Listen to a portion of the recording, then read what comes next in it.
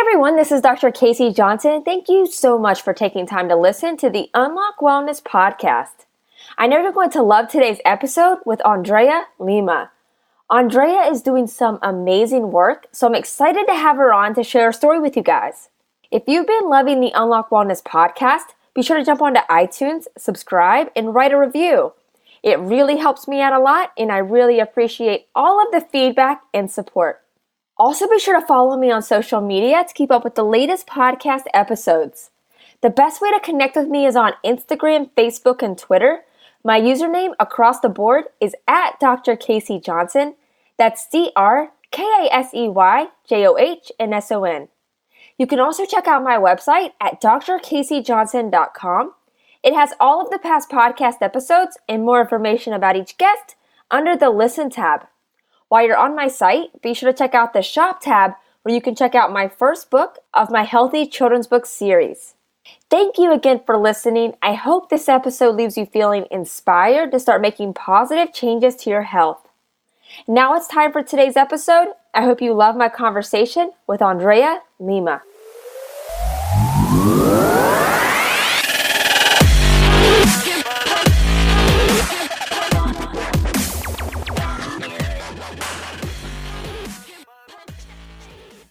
Welcome to the Unlock Wellness podcast. I'm Dr. Casey and excited for today's guest. I'm here with Andrea Lima.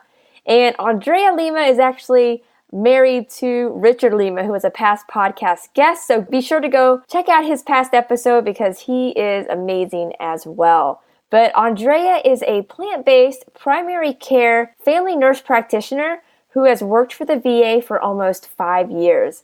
Andrea's passion is empowering veterans to take control of their health through education about the benefits of a whole food, plant-based diet and healthy lifestyle. Her story is amazing. She's doing so much incredible work. So I'm excited for her to share her story with you guys. So Andrea, thank you so much for taking time to come on. I'm excited to have you. Well, thank you. I appreciate you giving me the opportunity to speak with you about what I do and who I am, et cetera, and how I got to be this person.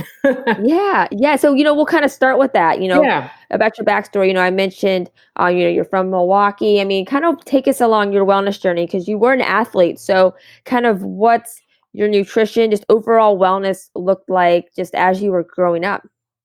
My parents were raised in the South and went north during the Great Migration in the 50s. So I come from an African-American family who ate traditional Southern food throughout my childhood, adult life. So I carried all of that with me through college, and that's where I learned how to eat, from your family.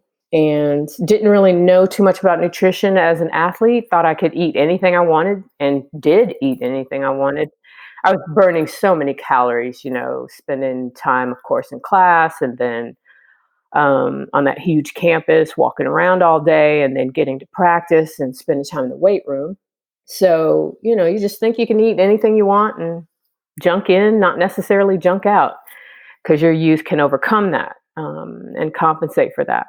It wasn't until about 5.5 years ago that Richard, my husband, discovered that he was just tired of how he felt after he was, embarking on these ultra runs and trying to recover, that he figured out, look, I just got to kind of wipe the slate clean. And he just went plant-based basically overnight. He just woke up one day and said, okay, I'm done. Let's try to get back to the grassroots, just to, no pun intended, but just back to the basics of what a human body needs to function and stop adding all this other junk to it. I drug my feet because I was like, well, I like my chicken and my fish and my tilapia and my ground turkey. But at the same time, I was suffering myself. I had a very slow gut and was just, not at my best. So, and never really did feel at my best, even at such a high level at UCLA. And after that, training for the Olympics for a year before I got hurt. Just never felt quite like I had gotten over that. I don't know, just being dragged down. Was that injury lingering a lot? Oh yeah, I got that. I earned that as a freshman, learning how to hurdle. I picked up a hurdle and it slammed down on my Achilles like a hammer. And that just kind of, yeah, it just kind of took the air out of the whole, my career. Just struggled with it a lot, but had surgery, et cetera. And by the time I came out of surgery, my coach had said, you know what, I got to let you go. So that's how that ended. And life moved on and no big deal. So yeah, I finally figured out I got to do something because you can't expect a change unless you change. Otherwise, things remain the same. And if you expect a change, you're insane. Right? Definition of insanity, do the same thing over and over again and expect a different outcome. Not going to happen. So I just said about 4 to 6 weeks after Richard went plant-based and watching him and how incredibly fast his body changed and how he was able to go out, run, and be able to run, 20 miles one day, come home, recover, fuel his body with the right foods, and then be able to go out the next day and do it again without complaining about, oh, my knees, oh, my ankles, oh, my this, oh, my that. I was like, wait a minute, maybe I need to make a change. So one day I just decided it's time to stop the madness. And I held on to all kinds of excuses because being from Wisconsin, I felt like, and I tell my patients this, I felt like it was my birthright to eat cheese and brats and beer and, that whole, because I was born there. So that's my lot in life. The social pressures are very real whenever you decide to make this change for, I would say for the majority of people, it's really hard to get over kind of that social pressure hurdle. Sure. To give up what you've been doing for such a long time, what you were taught by your parents, and it's been ingrained by your parents, it's been ingrained by society. But at the same time, something I learned when I was probably in high school was that I didn't have to do things the way everybody else did them. So there's kind of this teetering going on in my life, I guess, all throughout childhood and adulthood until I did become plant-based, that just because everybody eats one way doesn't mean you have to do the same thing. In high school, I learned just because everybody wants to, in Milwaukee, teenage pregnancy was a huge thing when I was growing up. Just because everybody, oh my gosh, #1 in the country. That's insane. I did not know that. Yeah. So that pressure, to not do things like everybody else was doing. Everybody else around me was getting pregnant and just ruining their teenagehood, and going into adulthood with children. And so I was like, wait a minute, I can actually run fast. And I was blessed to have someone 2 years ahead of me in high school that I could sit back and watch. Her name was Esther Jones. She's an Olympic gold medalist. She's from Milwaukee. I was able to sit back and watch her earn a scholarship and go to college for free. I'm like looking around, nobody else is doing this. So if I'm going to get up out of this trap, which is unfortunately what I kind of have always felt about Milwaukee, if I'm going to get out of here, I've got to do things differently. And so I looked around and said, if she could do it, I could do it. And I did. And that's how I ended up at UCLA. But the same thing goes for how you eat as an adult. You can actually wake up and say, you know what, even though I'm 55 years old, for example, and I've been eating a certain way for 54 and a half years since I was 6 months old, and probably table food was introduced to me as a 6-month-old, I can change that. I don't have to continue this. And there's a way to do it, a way that won't hurt you, a way that you can eat for the rest of your life and you won't come back with some, high cholesterol that you have to start a med on or have a heart attack or whatever. I can grab hold of my health and actually make substantial changes that will add quality years to your life. So that's why I tell my patients, it's time to stop eating like a kid. It's time to start eating like an adult who is looking out. Most of my patients are in their 40s, 50s, 60s and above. It's time to start looking out over the horizon and saying, how do you want these last years to look? How many more years, first of all, are we trying to squeeze out of your body? Mm-hmm. And people are like, what are you talking about? Well, you're 50. So is there longevity in your family? How long do you expect to live in this day and age of technology and food and choices, etc.? So how do you want that to look? And they're like, never thought about that.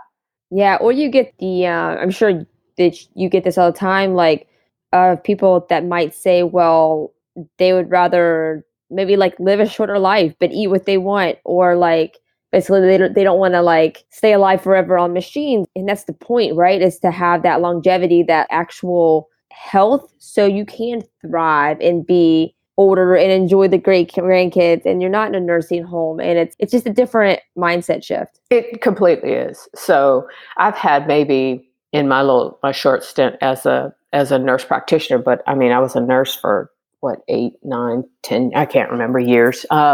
Yeah, I've had very few people come to me with that mindset. Yeah. But the ones that do come to me, it's because, from what I have figured out, is because nobody has ever talked to them about an alternative. Right. All they know is all they know. And you live your life and you go grocery shopping and you beeline it for exactly what you know. You go to the cow's milk section of the fridge. You go to without looking at the other 10 refrigerators that have alternatives. You just do what you do. And sometimes I have to say, wait a minute, just because your parents died young from disease and you have these diseases doesn't mean you have to die young from these diseases.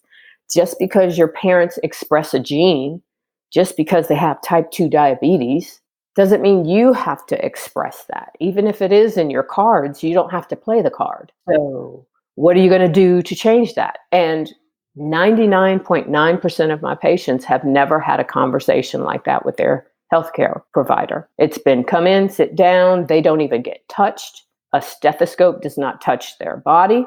Nobody palpates a thyroid no, they're like, why are you touching me? I'm like, well, Man. I got to get some information to figure out how I can help you. And they're like, well, nobody's done that since I was a kid. Wow. So, it's all of that's just who I am, comes from being an ICU nurse and basically really deeply assessing a person to figure out what's going on with them so I can help them live.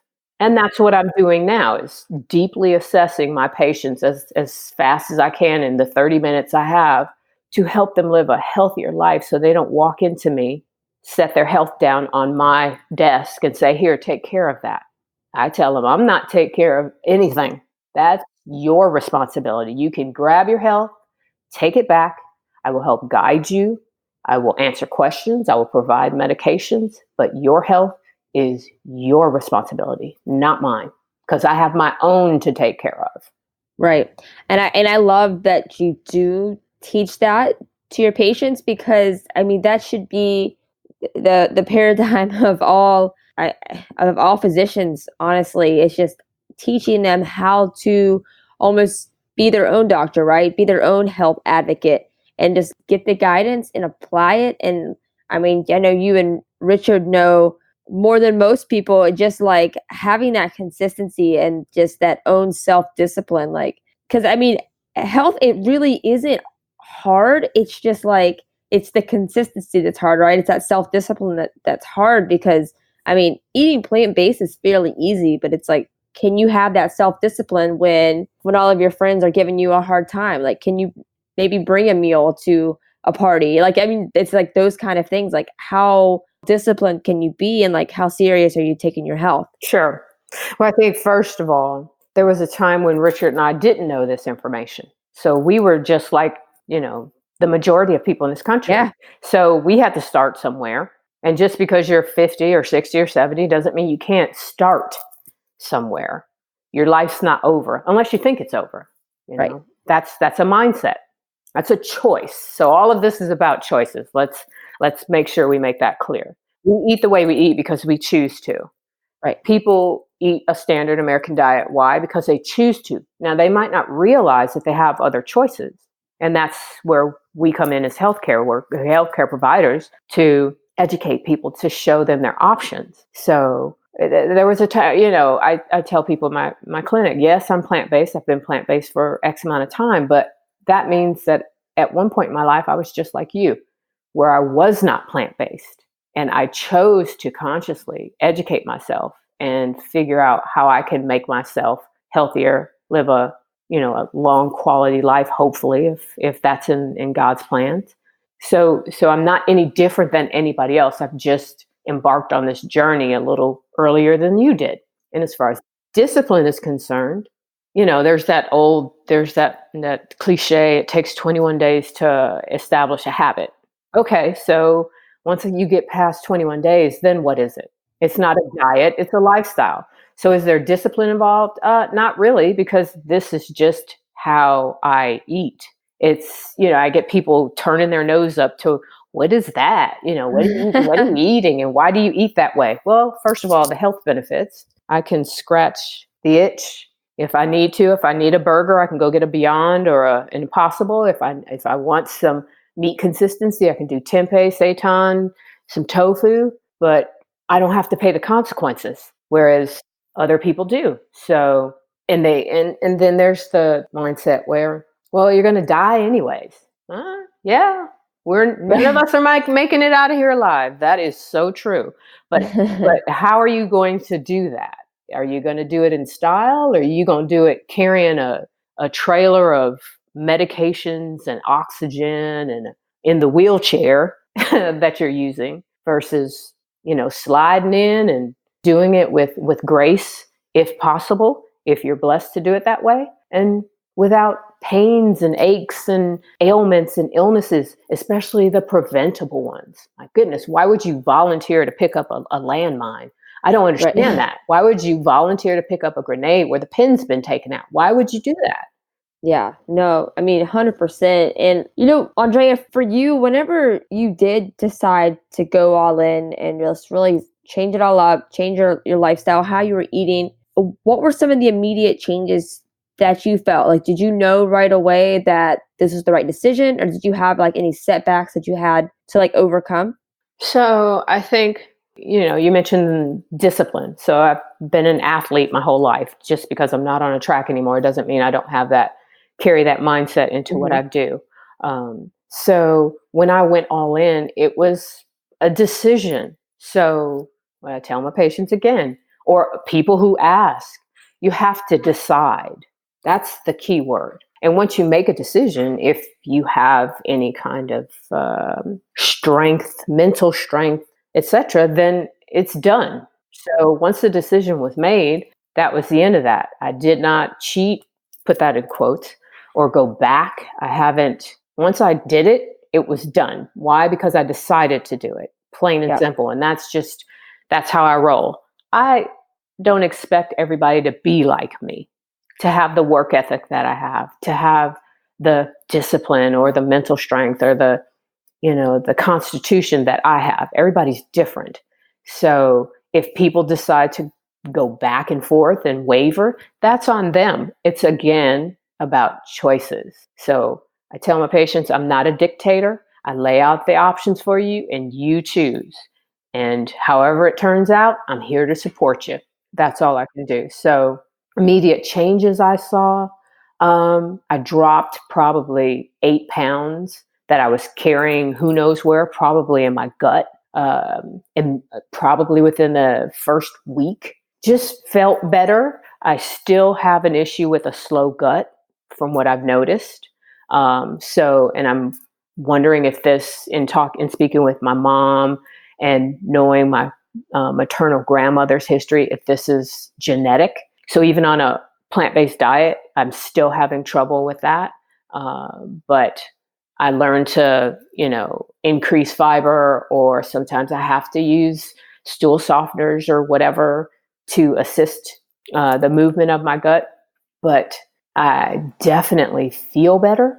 And I know in the long run, it's helping me. No, I love that. That's amazing. And as far as, going into nursing, how did that play out? Is that something that you knew in school that you wanted to go into healthcare, or what really drove you to want to be a nurse practitioner? So I was pre-med at UCLA, but I partied a little too much and didn't have, hey, lay it out there. I was in Los Angeles by myself, living the life. It was so fun. So, Yeah. but at the end, when I graduated, I didn't have the grades to go to medical school. I was smart as heck, but just did not have the grades to go to medical school. So got my broker's license out there, figured out, hey, if I got a bachelor's degree, I could just go get a license and start practicing real estate, which I did, and did that for a while. When the Great Recession hit It hit most people in 2008. It hit me in my real estate business in 2007. So I saw my investors, I was working with a group of investors. They pulled back like, at, just immediately when they read the tea leaves and saw something changing in the economy.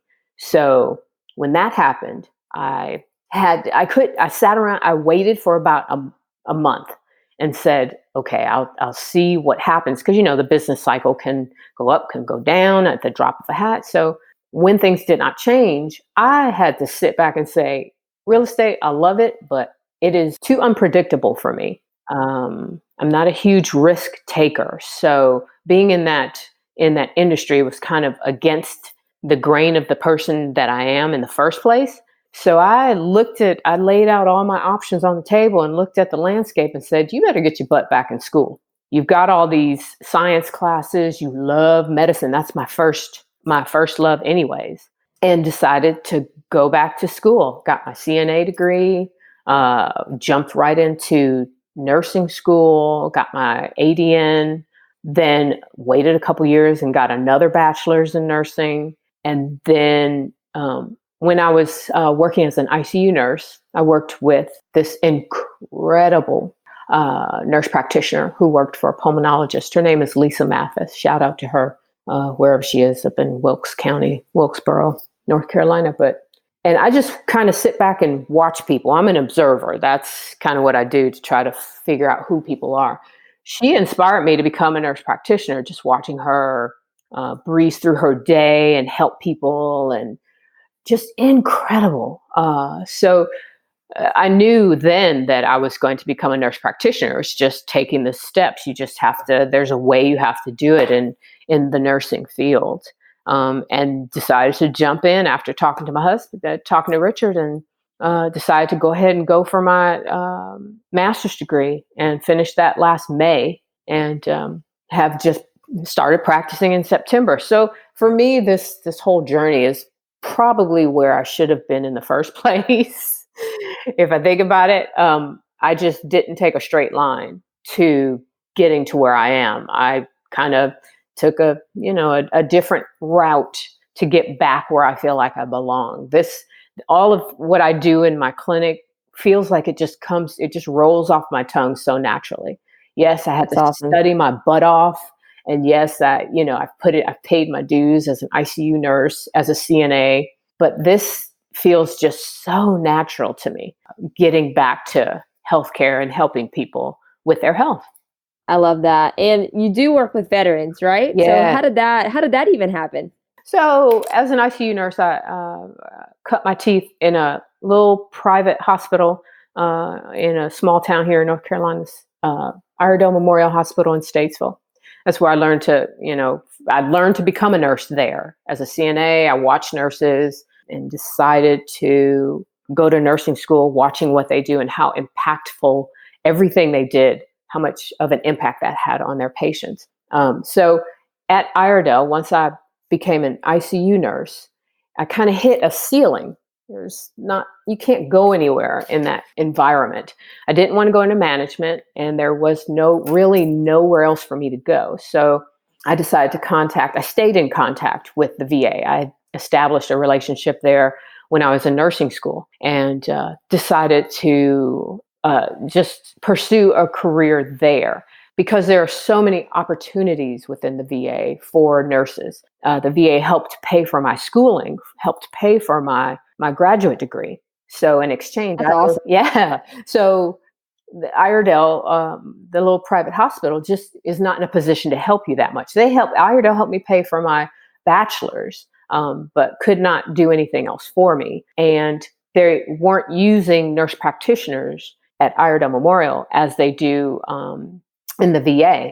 So I just have to go somewhere where I have more options, where I can kind of stick and move and kind of shift and grow as a nurse practitioner, as a healthcare provider, where I couldn't do that in that small hospital setting. But veterans, my grandfather was a veteran in World War II.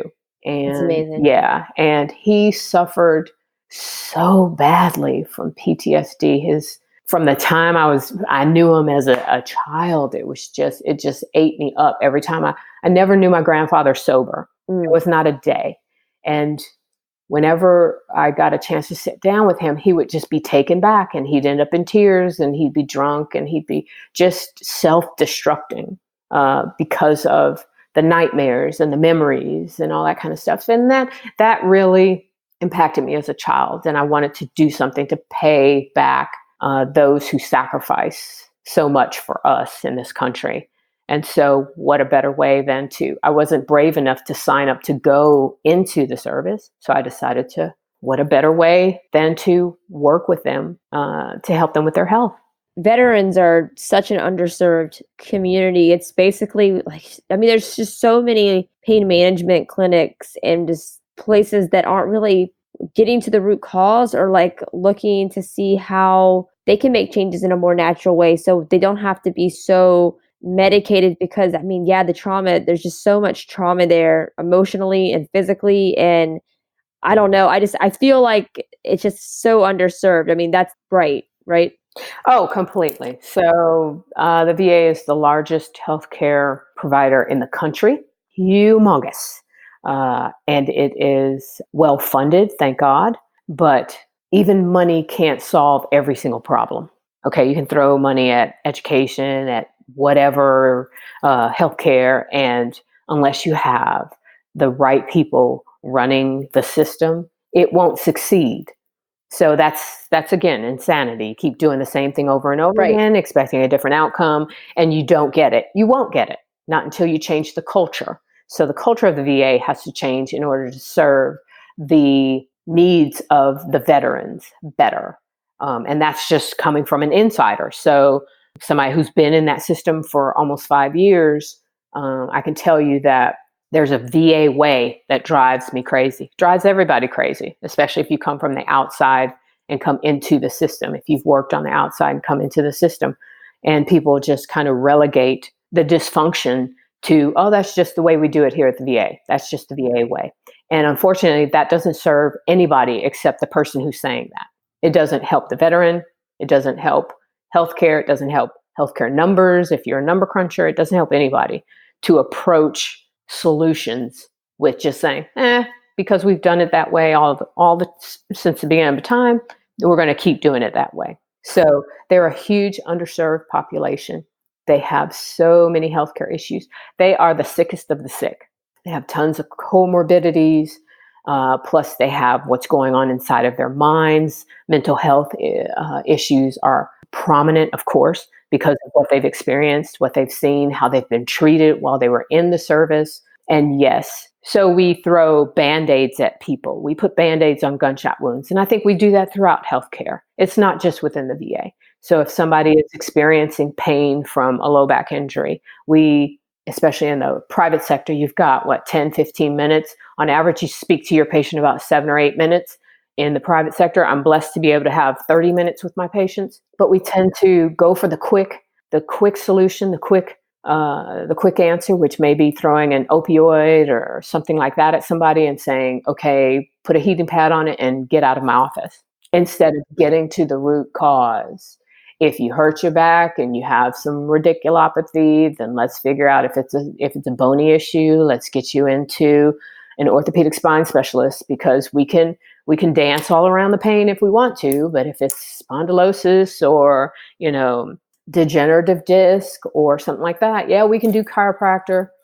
Shout out to you, Casey. Hey, shout out. That is in my wheelhouse. So that is in my arsenal. There's been so many, whenever there is a VA patient, I've seen chiropractic help so many people in that situation, which it's like, and you can tell they're not used to somebody sitting down and really figuring it out. It's like they've just had drugs thrown at them for so long. Right. So it's almost like they're kind of hesitant. And then once they start to see results, they're like, that's crazy. Right. Right. And it hasn't been offered.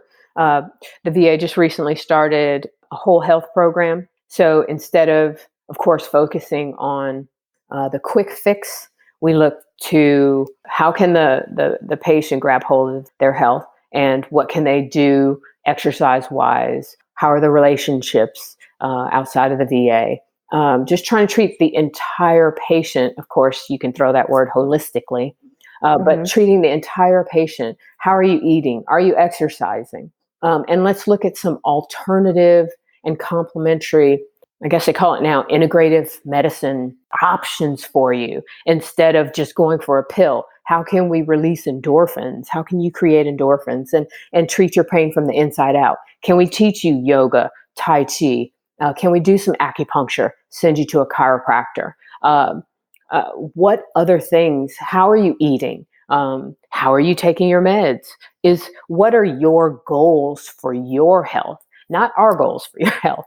What numbers we can achieve and, to meet certain criteria. What are your goals for your health? Have you ever even thought about goals for your health? Right. And what are you willing to do to achieve those goals? And here are tools here at the VA. This is one of the good things about the VA is here are the tools we have. If we don't have something, we can get it.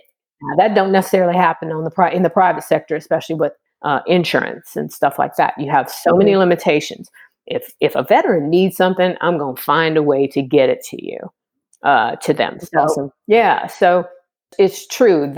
They're shocked. Because of course they're so used to the canned answer, here's a pill, come back and see me in 3 months, and I hope your kids are doing good. Not. If you sit down and spend a little time with a person to figure out what are you doing, bottom line, how are you living every day, and are you satisfied with that? And if you're not, have you ever thought about making some changes? And how can we help? That's what I try to offer to my patients.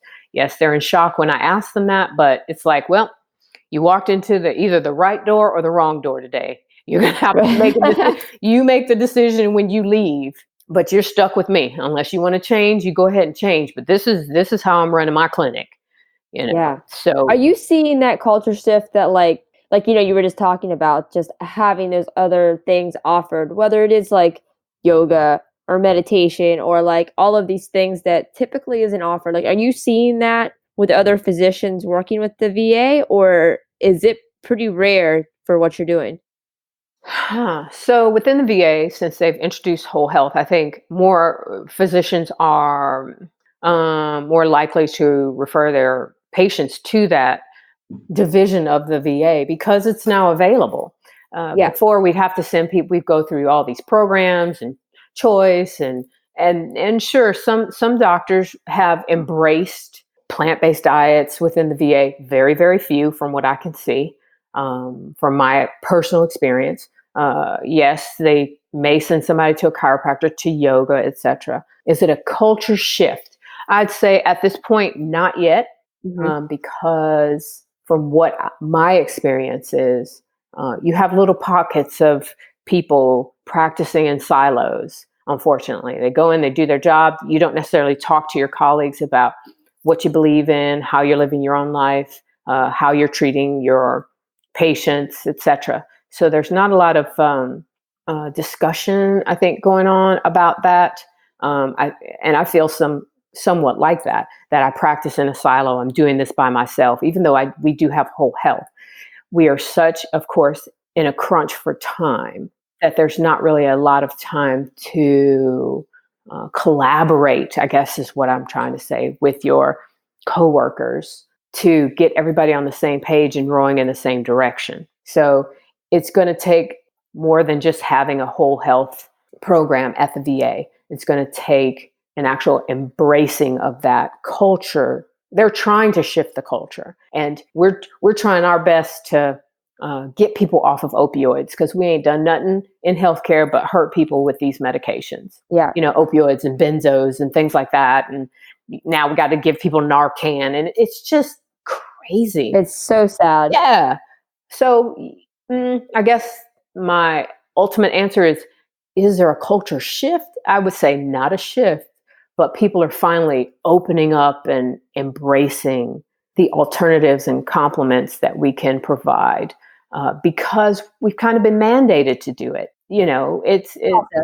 Yeah, we got to stop killing people with all these medications. Absolutely. No, for sure. And like for the people that, for the patients that have come in that are open to what you have to offer, like what are some of the changes that you're seeing with them, with their health? Like whether they go plant-based, like how is it affecting them overall? This, inflammation, energy, just overall mindset. Like what are you seeing with people who are actually like just making that choice and going for it? So I speak to, on an average, if I see 60 patients a week, I speak to probably mm, 60 to 70% of those patients about plant-based diets. Some people just aren't ready. Some people come in with an agenda. They've got to, they come in, they say, look, I'm dealing with this pain and I got to come up with a plan. And so there's no time really to speak with them about it. But for those who I do speak with about plant-based diets, healthy living, I tell them, first of all, they look, it's so funny because they're looking to me to mandate something. And Right. I don't do that. So are you going to put me on a diet? No, I don't put people on diets. You put yourself on a diet. I will help give you information about a way of life that you can live. So whole food plant-based lifestyle maybe, and not whole food plant-based diet, because diet, of course, to me indicates something temporary. So for those who embrace that lifestyle, I get emails all the time. I got one when I first started this, and he was mad. He was just, I mean, if he could be on the phone, he would have raised his voice. He was like, first of all, I'm upset that nobody has ever had this talk with me before. Why is it that I have struggled all this time with obesity, diabetes, hyperlipidemia, high blood pressure, and nobody has said, what are you eating? And here's a way to arrest those diseases. He was mad. I had another patient who embraced it and, emailed me because that's the easiest way to reach me and said, I had to stop my diabetes medications. And I was like, oh Lord, here I am, a new nurse practitioner, and this man stopped his diabetes medication. I'm in trouble. He said, because if I take them, I'm going to end up on the floor, with hypoglycemia. And I had Yeah. to stop my blood pressure medications for the same reason. I say, well, you got to, before you stop them, talk to me, communicate with me so so we don't have some rebound or some kind of adverse reaction to you just stopping the medications. But people are smart. They know their bodies. Right. So I have to let them go and do that with my advice. Some people are ready for it. Some people aren't. I had a gentleman sit in my chair yesterday and I almost cried. I had chills the whole time he was there. So young African-American veteran, morbidly obese, who I met back in March and had this talk about, you got the trifecta. That's what I call it. The high blood pressure, hyperlipidemia, and diabetes. The trifecta. You got them all, babe. So I talked to him. We discussed whole food plant-based diets. Like, I can't do that, blah, blah, blah. Okay. Right. He came back into me a couple months later with something wrong, some acute thing. And I said, have you made any changes? No, excuse, whatever, reasons, life gets in the way, whatever. Okay, well, I encourage you to do it. If you have questions, email me. And then he came in yesterday for his follow-up. And he said, not only did I start plant-based 13 days ago, I'm doing raw plant-based. Nice. I didn't even say anything about raw because I don't like raw. Maybe I should start saying something about raw. Yeah. He's been doing raw plant-based for 13 days, stopped his blood pressure medicine after 3 days. Wow. Has lost 10 pounds in 13 days, severe diabetes. So he's working with the endocrinologist that I sent him to. And he met with the endocrinologist the day before. And the endocrinologist was like, okay, so you're on Lantus, you're on some other PO medication, med by mouth. We've got to really seriously titrate this Lantus to get you off of this stuff, because his A1C, since the last time I measured it in March, went from 10.9 to 6 point something. Wow. Yeah. And he just started plant-based 13 days ago. That's crazy. Raw. Yeah. So That's so fast. I'm like, Yeah. oh, first of all, I'm proud of you. And second of all, go you All and do right. you and get yourself off of these darn medications. And you'll always have the diabetes label and we'll always have to look out for it, but you don't have to carry that in your trailer. Put something Yep. else in your trailer, something fun. Right.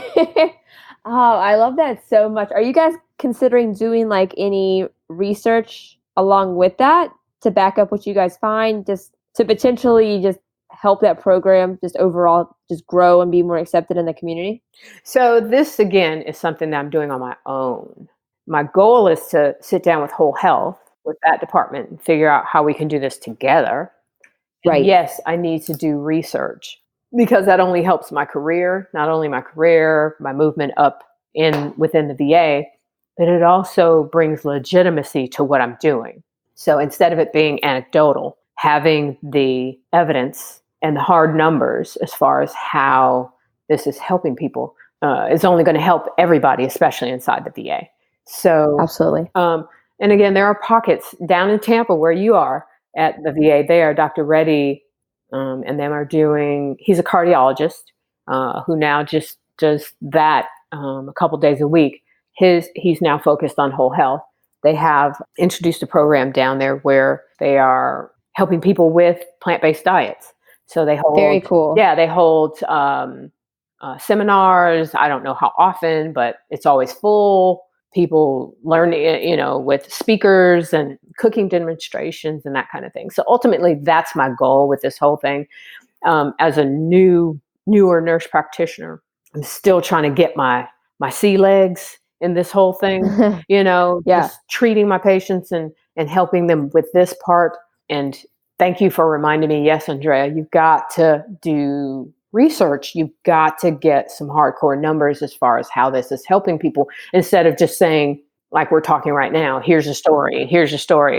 That doesn't do anybody any good. I think it's incredible. And I think that, the work you're doing is super inspiring because, like we were saying, it is a very underserved community. But no, I love it, Andre. I think it's so amazing. And what do you think you've learned on a personal level so far, just working and interacting with these veterans? Because they've gone through some of probably the toughest things that we can't even imagine. Has it affected you more on a just overall mindset level, or maybe just gratitude level that you have your health, or maybe like just what is the maybe the way it's hit you the most, just working with these people? I don't know. I mean, I've been working with them for almost 5 years. Yeah. So I've been impacted in different ways. And I was plant-based when I started working at the VA. So not only am I talking to my primary care patients about this, I was also speaking to some of my my critical care patients and their families about this. I think I have learned to dig my heels in, and that this is the right thing to do. And this is the right way to run my clinic. I haven't worked all the bugs out. I'm not the fastest person in the clinic. I run behind 10 minutes almost every day with each patient. But at the end of the day, my patients are like, I don't care. I'm glad you're sitting here talking to me about this. Right. So there's a payoff. I feel like I'm doing the right thing. I've been, I don't know a better word, if I can say this on this podcast, cock blocked. No, that's fine. So Totally good. I've had, an obese, very sick patient in my chair who was super interested in whole food, plant-based lifestyle, healthier lifestyle, just on a million medications. We brought and he was like, yeah, come go get my wife. She's going to be interested in this too. And oh my God, I'm so excited. Yes, yes, yes. She comes in and she was like, oh, we are not doing this. I don't care how you think this is going to help. It's a bunch of hooey and I don't believe in it. So I have my days where I get discouraged because I came home that day like, oh my God, is this like, foreign, alien, not true? Then I had to remember all the research that's behind it, how it helps people. That was one person. Don't get discouraged. But it really it hit me that everybody's not going to grab a hold of this. And Yeah. there's a spectrum of people and a spectrum of reactions that people will have. That was probably the strongest reaction that I've faced since I started talking to my patients about this. But my mindset remains the same, is that I'm there to help people live the healthiest life possible. And what I've learned also is that I hate pills. I just hate them. I've always hated them. I hate them for myself. I have to take a pill every day, tamoxifen. I was diagnosed with breast cancer in 2016 while I was in grad school. And I'm Wow. stuck with this freaking pill for 5 years. So I hate pills, and I tell my patients that. I have them. I have access to any that you need. If I can use them as a bridge to get you from one place to another, from one level of health to a better level of health, let's do it. If you have to have it forever and a day, let's do it. But there's another way to do this, to live your life without all this baggage, and worrying about how your liver's processing it and how your kidney function is and how this and that. Oh, I hate being stuck by needles. Well, here's a way that we can stop that. These serial labs that you have to have every 3-6 months to figure out, are these meds killing you or is the disease killing you? Yeah, no, it's insane. No, Yeah. that's a very, very good point. And yeah, there definitely needs to be a shift. And I think the work that you're doing is incredible and it's going to change so many people's lives and families. And I think it's super inspiring. Thank And you. yeah, and I know we talked about a bunch of the things you're working on, but is there anything that you're doing in the future that you just want to put out there and share with people, or just continue to, get your momentum with the program, get more involved with whole health, or what's in the future for you? I know Huh. you guys are RVing right now too, so Hey, that now that as well.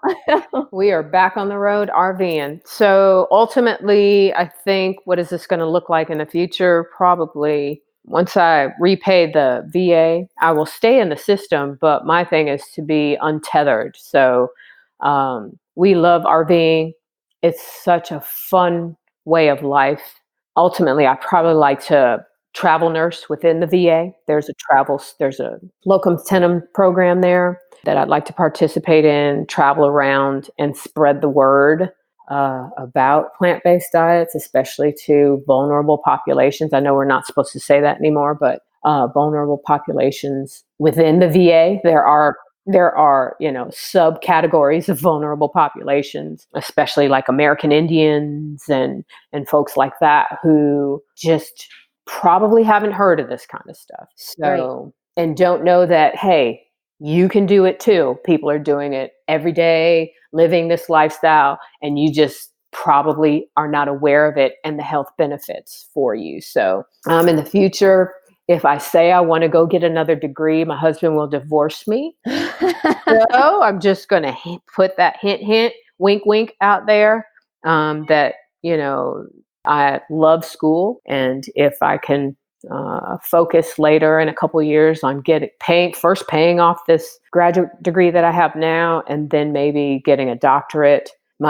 I tease my dad because when I was a child, from the age, I don't know, about 3 or 4 years old, I always wanted to be a doctor. And so my dad's getting up in age, and I gotta make a move with that. So I'm either going to be a doctor of nurse practitioner or of education or something. I don't know that I'm Gotcha. going to spend $400,000 becoming a medical doctor at age, what am I, 48? I don't know if I have the reserves to do that, but a doctor of something before, just so my dad can see that.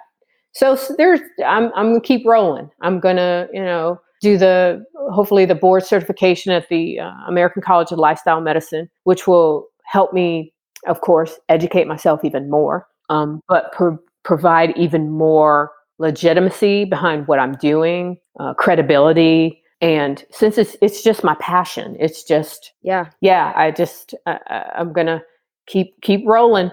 No, I love it. And I'm excited for you. And I'm Thank excited you. to keep up with all of the amazing work that you're doing because I know you're going to change so many lives, I Andrea. hope so. It's incredible. And like, what is the best way for people to follow you on social media? That way they can keep up with your journey, all of the amazing work you're doing in the plant based world, and of course, your RV trip with Richard. So vicariously, I do social media basically through my husband because I'm so busy with work and commuting and things like that. I don't have a lot of time to be on social media. I am on Facebook. So just look up Andrea Lima. I don't think there are too many of us out there. I don't do Instagram, even though I know I should be on these things. I'd rather spend my time outside looking at trees and birds instead of looking down at a computer or at a smartphone. So yeah, you can find me on Facebook, definitely. They can message me on Facebook. My husband's name is Richard Lima. He's, like you said, he's done a podcast with you. He is hardcore and super motivational, and I just kind of ride his coattails, and I really do, because work-life balance is very important to me. I give 100% to my veterans. I can't give any more than that, And so when I do have time off, I try to spend it with my husband and my daughter and my fur babies, and just to decompress, because I am so focused and ingrained in what I'm doing when I am punched in at work. So, if people want to reach out to me on Facebook, please do. And, I just appreciate the opportunity you've given me to talk about this. This is my inaugural podcast interview. Oh, that's amazing. And you did amazing. I'm very honored to have you. And yeah, no, I'll put all of your, I'll put your Facebook link in the show notes, and I'll also put Richard's in there too. That way they need to reach you through Richard, they can do that as well. And Andrea, just closing question that I ask every guest. Yes. But if you just had one piece of advice for the audience, maybe it's something that's been your biggest takeaway on your own wellness journey so far. But if you just had one piece of advice to give, what would it be? I would have to say, after some thought, that you don't have to be a victim, and you don't have a victim of your genes, a victim of your way of life. You only go around once, and there are no mulligans. So if you would like to live the healthiest lifestyle possible while having fun, while having balance, then please give a whole food, plant-based diet a chance. Give yourself a chance. Give your body a chance to heal itself and see what it can do, because your body is a miracle. You're a walking miracle. And if you just get out of the way for a little while, you will see how it can heal itself. I love it. Thank you. Yeah. No, that's perfect, Andrea. I love it. And just again, thank you so much for taking time to come on. I loved having you. You and Richard are incredible. Very honored to know you both. So just thank you so much for taking the time. Thank you. Thank you guys so much for listening to today's episode. I hope you loved my conversation with Andrea. She's doing so much positive work, so be sure to give her a follow on social media to keep up with everything that she's been working on. You can find her social media links that we talked about in the episode in the show notes, but you can also find them on my website as well at drcaseyjohnson.com. That's drkaseyjohnson.com. Click on the Listen tab. Then from there, you'll be able to see all of the past guests that have come on the Unlock Wellness podcast, read a little bit about each guest, and be able to click on their social media links, websites, all of that. So all of Andrea's information can be found on my site as well. If you guys loved today's episode with Andrea, be sure to jump onto iTunes, subscribe, and write a review. It really helps me out a lot, and I really appreciate all of the feedback and support. Thank you guys so much again for tuning into today's episode. I hope you loved it. I hope it inspires you. And most importantly, I hope you take action.